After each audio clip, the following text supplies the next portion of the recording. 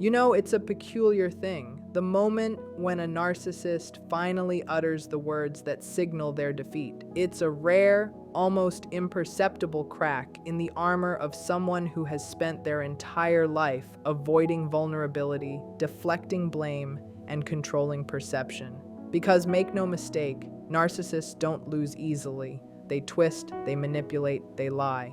To you, to themselves, even to reality itself, they construct a massive psychological fortress, one built to withstand scrutiny, accountability, and the kind of honesty that most people take for granted. If you are not careful, if you are not rooted firmly in truth, grounded in responsibility, and confident in your own perception, you can easily become a participant in their illusion, swept into the turbulence of a life shaped entirely by their manipulation and fear. Truth destabilizes tyranny. Speak it anyway. This is not merely a philosophical platitude or a quaint notion about moral courage. It is a harsh, brutal, and unavoidable psychological reality. Narcissists thrive in environments where truth is optional, where narratives can be molded like clay, and where emotional manipulation substitutes for logic or consistency. Their identity, their sense of self-worth, is entirely scaffolded upon deception.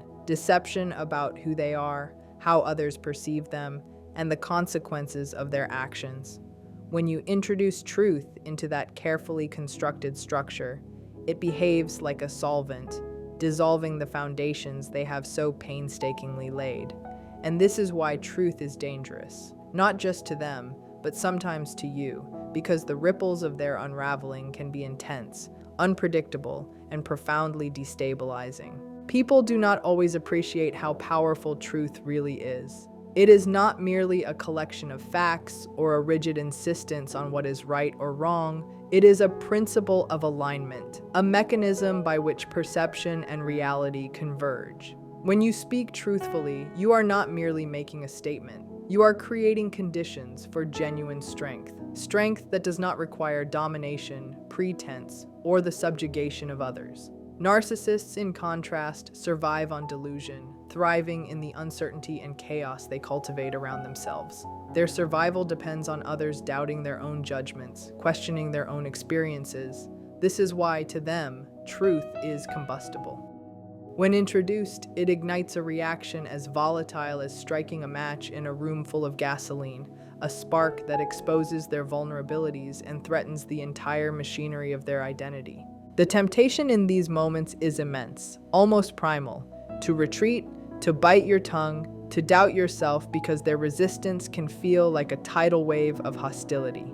Speaking truth to a narcissist is exhausting, emotionally and mentally, because every word is likely to be met with distortion, denial, or outright attack. But the alternative is far graver: remaining silent, remaining complicit in the lie, allowing their reality to overwrite yours. This is how people are ensnared, not just in manipulative relationships, but in distorted identities that do not belong to them. They become echoes of someone else's will, shadows of their own potential, trapped by fear and a perverted sense of obligation to a false narrative.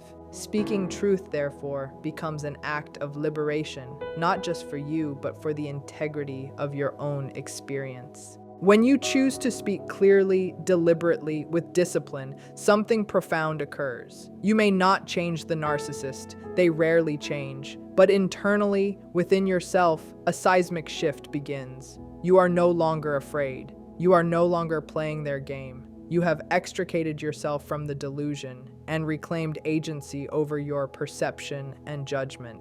That act of clarity is revolutionary in its subtlety.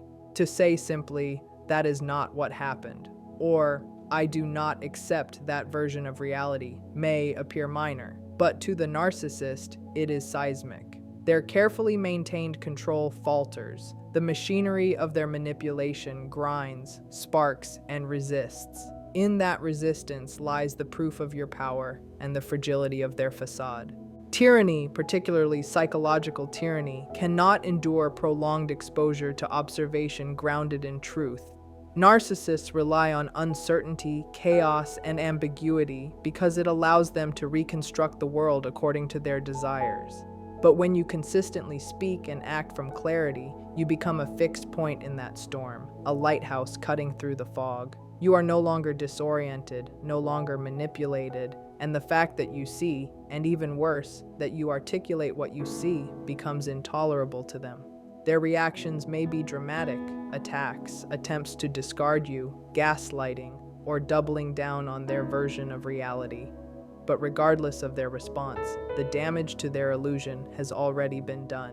By asserting truth, you puncture their carefully constructed mirage. You declare, without theatrics, that reality is not theirs to define. Even if no one else witnesses it, even if the confrontation is quiet or internal, you have reclaimed something irreplaceable: your voice, your perception, your autonomy. Narcissists fear accountability far more than they fear defeat, because accountability bypasses narrative control. It cannot be spun, manipulated, or rationalized. To fully understand this, one must grasp the essence of narcissism itself.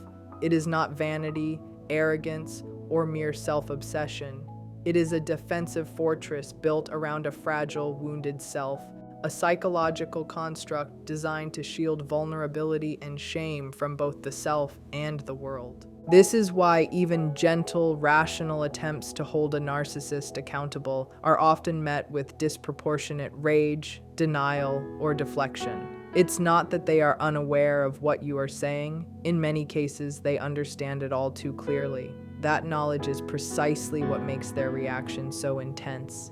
The walls of their false self begin to crack, triggering a survival instinct that overrides reason. The facade must be preserved at all costs, even if that means lying, gaslighting, or shifting blame. They would rather appear cruel, reckless, or misunderstood than admit wrongdoing. And yet, paradoxically, despite fearing accountability above all else, they often place themselves in situations where it becomes inevitable, as their own manipulation, entitlement, and exploitation leave a trail that eventually catches up with them. When the reckoning arrives, they rarely meet it with introspection or remorse. Instead, panic sets in, or they attempt to reframe reality before it can confront them. Clever narcissists preempt accountability with false apologies, words designed to shift blame while reasserting control. Lines like, "I'm sorry you feel that way," may sound conciliatory, but are deflections. They turn the focus from their behavior onto your feelings, subtly implying that the problem lies with you. Yet beneath all of this fear and manipulation lies a deeper truth. The narcissist knows deep down that they are not what they pretend to be. They sense the fragility of their mask, and your insistence on reality exposes it, forcing them to confront knowledge they have spent a lifetime avoiding. This is why they fight so hard to make you the villain. If you maintain clarity, insist on the truth, and refuse to accept distortions, the illusion begins to crumble. They would rather destroy the entire narrative than allow you to remain a witness to what is real. Refusing to play their game is how you claim victory. Narcissists require engagement, not merely any engagement, but emotional, reactive engagement that keeps you enmeshed in their narrative. Every attempt to reason, to appeal to empathy, or to clarify is part of the trap they set.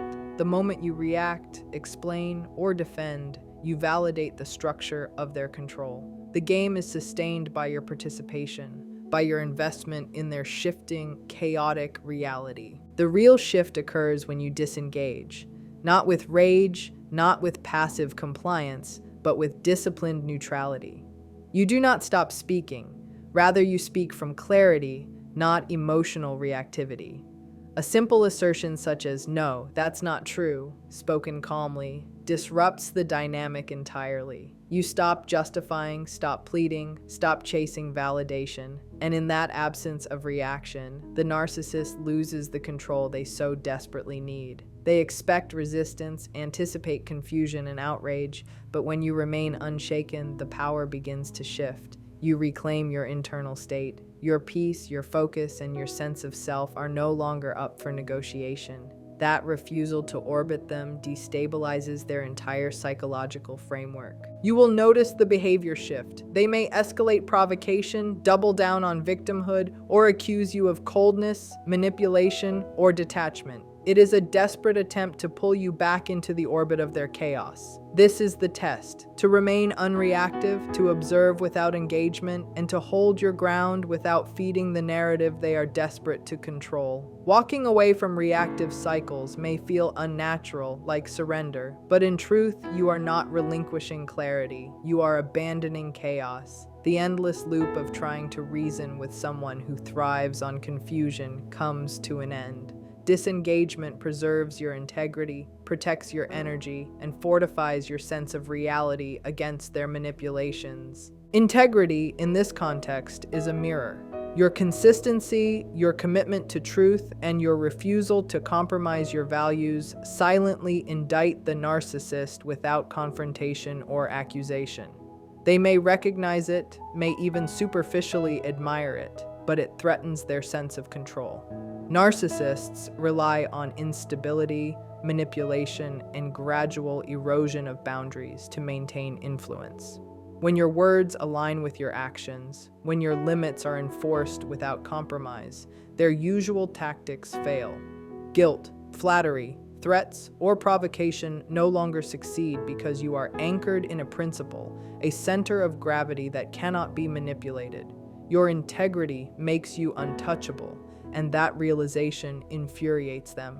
They may lash out or withdraw, but either way, the mirror has been held up. Strength in these interactions comes from disciplined emotional detachment. Emotional engagement, often mistaken for connection, is the lifeblood of narcissistic control. They feed not only on praise, but on anger, confusion, and fear, the emotions that keep you orbiting their reality.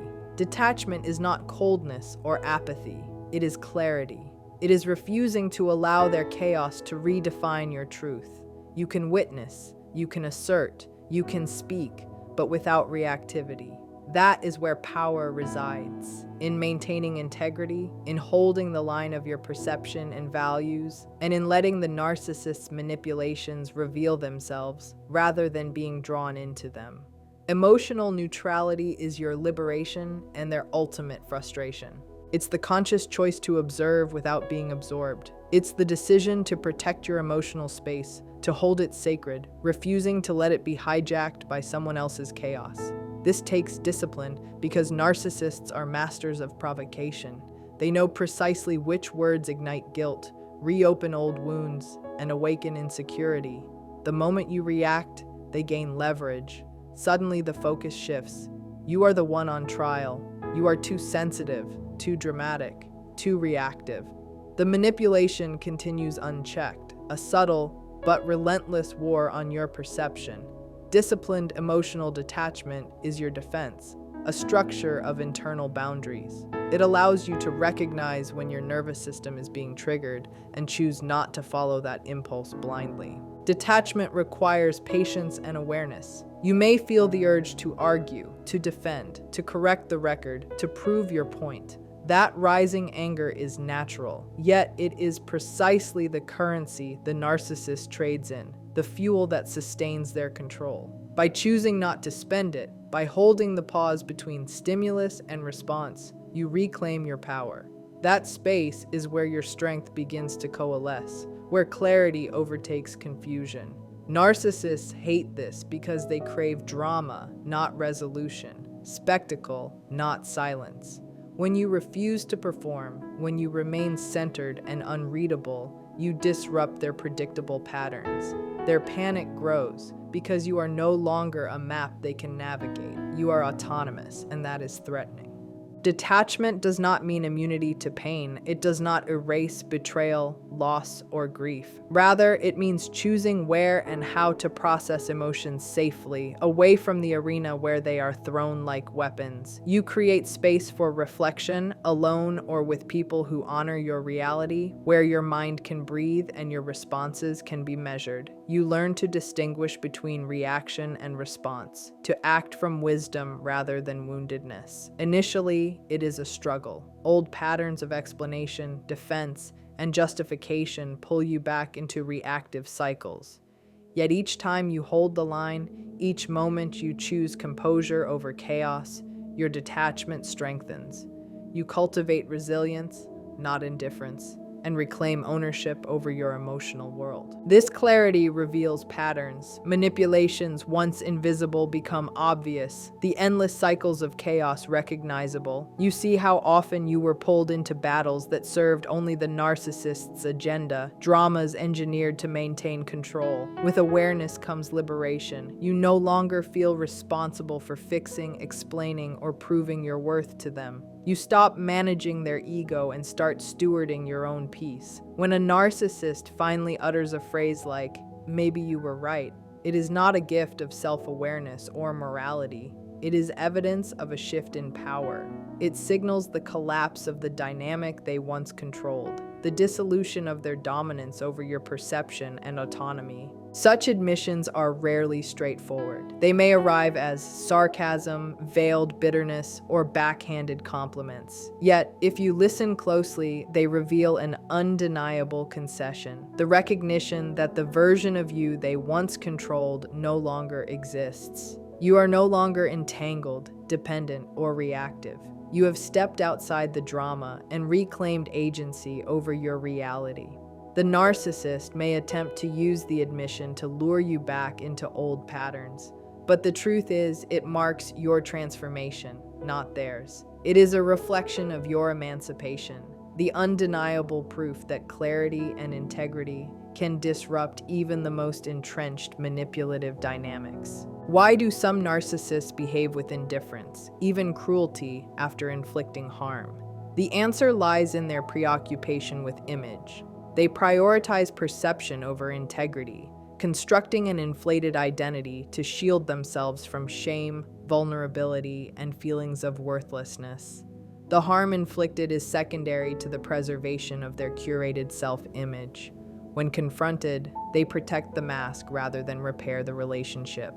This is why they can act as though nothing happened. Acknowledging the harm would require seeing themselves as fallible, flawed, or even cruel, and that is unbearable. They rewrite reality, convince themselves that your reaction is the problem, and maintain the narrative where they are always blameless. A narcissist's social identity often hinges on the illusion of superiority.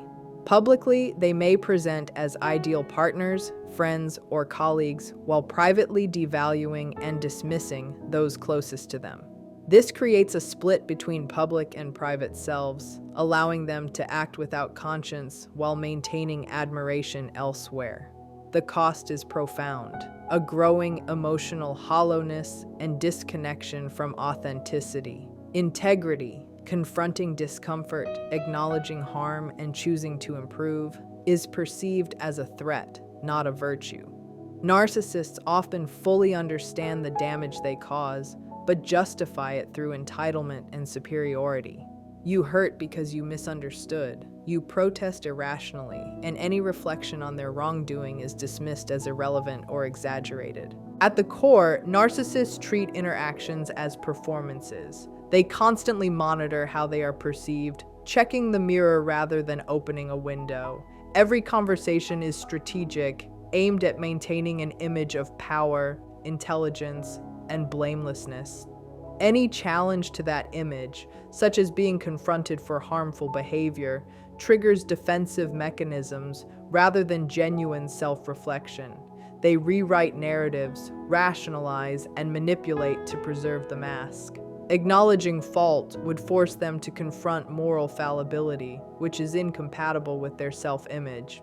As a result, they act as though harm never occurred, not because it didn't, but because admitting it would destabilize their carefully maintained identity. Integrity, consistency, and emotional detachment are your weapons in this dynamic. They illuminate the gaps between the persona the narcissist projects and the reality they avoid. Over time, this clarity fractures their control, forcing them to confront the absence of your compliance and the futility of manipulation. Their tactics, guilt, flattery, provocation, fail against a consistent, grounded, and disciplined presence. You cease being a participant in their narrative, and in that refusal, you reclaim autonomy. The mask falters, the facade cracks. The narcissist either flees or escalates in frustration, but the mirror of your integrity remains intact, untouchable, and transformative. What's missing in a narcissist is not the performance of empathy, but the genuine internal experience of it. They can display emotional reactions when convenient, but these reactions are shallow, calculated, and disconnected from true concern for another person's well-being. Authentic empathy requires emotional resonance, the ability to inhabit another's inner world and allow their pain to matter to you. It involves self-awareness, attunement, and moral responsiveness. Narcissists, however, are often stunted in this area. They may intellectually recognize distress, but they do not feel it in a way that prompts compassion or corrective action. Their emotional radar is tuned not toward others' needs, but toward how situations reflect on their own importance. At first, narcissists can seem charming, attentive, or even caring. This early-stage facade is often strategic, an attempt to read social cues and offer the right gestures to win admiration, affection, or loyalty. Their emotional intelligence is functional, but it is instrumental, not connected to genuine feeling. When emotional demands intensify, when another person requires real validation, the illusion crumbles. Their lack of true empathy becomes painfully clear. Instead of acknowledging pain, they deflect, minimize, or shift blame. Confrontation triggers irritation or even rage. Their emotional responses are not regret. They are annoyance at being held accountable. Your feelings become inconvenient, not worthy of consideration. This empathy deficit explains why victims often doubt their own experiences. How can someone profess love while remaining indifferent to suffering? Narcissists desire the benefits of relationships, loyalty, attention, validation, but do not invest emotionally in others in a way that recognizes their autonomy or humanity. They may weaponize emotions. Tears become evidence of instability, boundaries are twisted into selfishness, and vulnerability is punished rather than honored. Over time, this dynamic conditions people to suppress their needs, generating emotional numbness, chronic self-doubt, and profound isolation. The narcissist remains aware of the consequences of their actions but does not carry the moral weight of those consequences. They calculate, but they do not empathically engage. Narcissists avoid guilt because it threatens their carefully constructed self-image. Guilt signals misalignment with one's values and encourages accountability in emotionally healthy individuals. For a narcissist, guilt is intolerable. Feeling it would admit imperfection, wrongdoing, or failure. Instead, they employ denial, minimization, and narrative rewriting. Gaslighting is both a manipulation tactic and a defense mechanism. Reshaping the narrative protects them from the consequences of their actions. If they can convince themselves that no harm was done or that it was your fault, they circumvent emotional accountability. Blame shifting operates similarly, redirecting scrutiny onto you regardless of relevance. Every confrontation becomes a courtroom in which the narcissist positions themselves as the misunderstood or aggrieved party. This dynamic fosters confusion, exhaustion, and emotional paralysis in those around them. Seeking resolution can leave you questioning your instincts, downplaying your feelings, or silencing your voice. Over time, the narcissist's defense mechanisms erode your perception of reality, creating self-doubt and internalized blame. Projection intensifies this effect. They accuse you of the behaviors they commit, turning lies and manipulation into weapons that destabilize your understanding of truth. By externalizing internal discomfort, narcissists maintain psychological equilibrium while others absorb emotional weight that is not theirs. This cycle sustains the narcissist's sense of control while preventing meaningful introspection, keeping them trapped in a self-protective but emotionally hollow existence. The roots of this emotional disconnect often lie in early development. Narcissists may have been idealized, criticized, or emotionally neglected, learning that vulnerability equals exposure and risk. They developed grandiosity and control as armor, cutting off access to authentic emotional connection. Over time, indifference becomes both a strategy and an identity. Displaying detachment signals safety and control, shielding them from exposure, hurt, or moral reckoning. Acting as though they don't care preserves their fragile ego.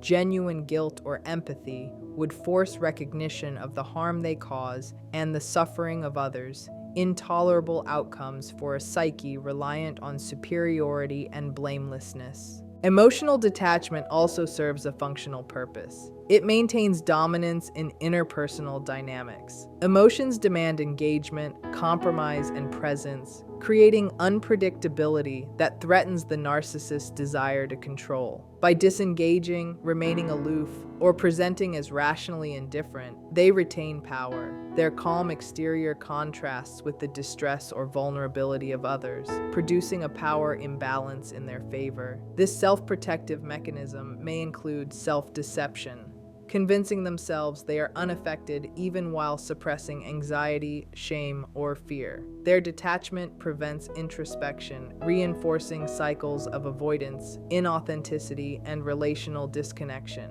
For those interacting with narcissists, this indifference can be bewildering and hurtful.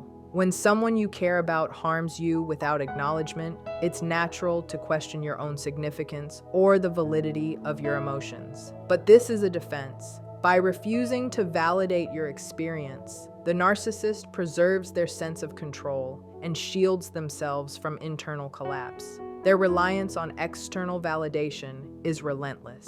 Unlike healthy individuals, narcissists derive self-worth almost entirely from others' approval, praise, attention, admiration. These are not optional.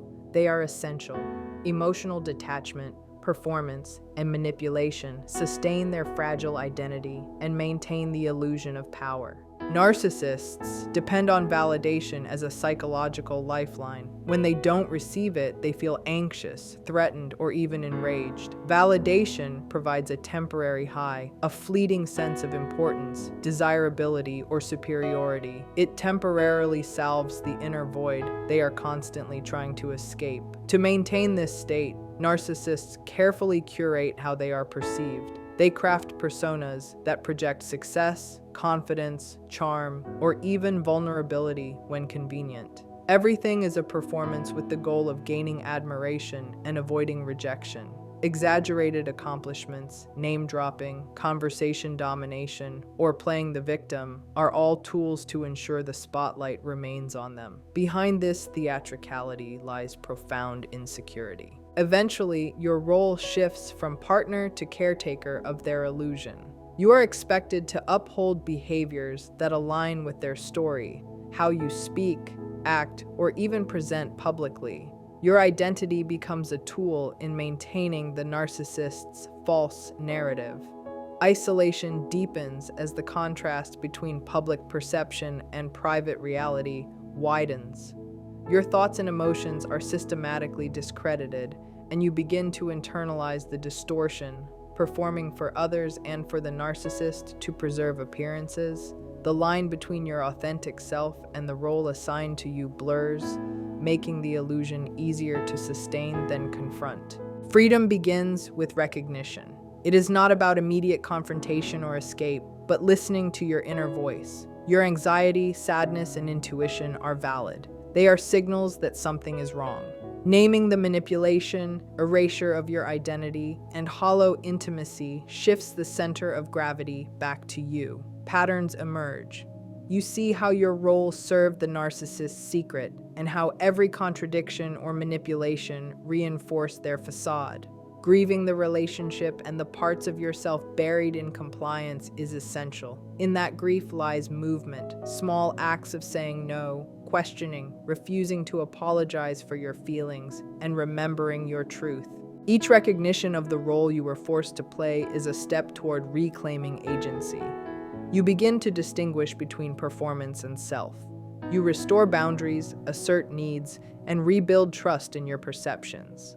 While the process is slow and often painful, every moment of clarity chips away at the illusion. The narcissist's power diminishes as you reclaim autonomy. Healing is not simply leaving, it is restoring your reality, your identity, and your emotional sovereignty. Liberation begins when you remember that the life you were living was a script and that you now have the authority to write your own.